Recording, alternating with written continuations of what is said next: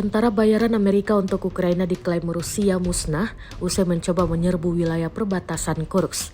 Rekamannya beredar di Telegram pada Jumat 23 Agustus 2024. Dalam keterangan unggahan disebutkan, militan dari kelompok pengamat depan PMC Amerika, termasuk di antara 60 tentara bayaran, terbunuh saat mencoba menyerbu Kursk sebagai bagian dari kelompok lapis baja Ukraina.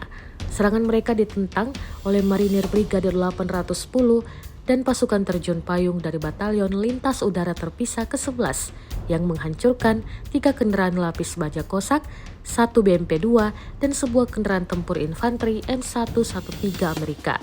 Pejuang Rusia terus secara brutal menekan setiap upaya musuh untuk mendapatkan pijakan di wilayah perbatasan Kursk.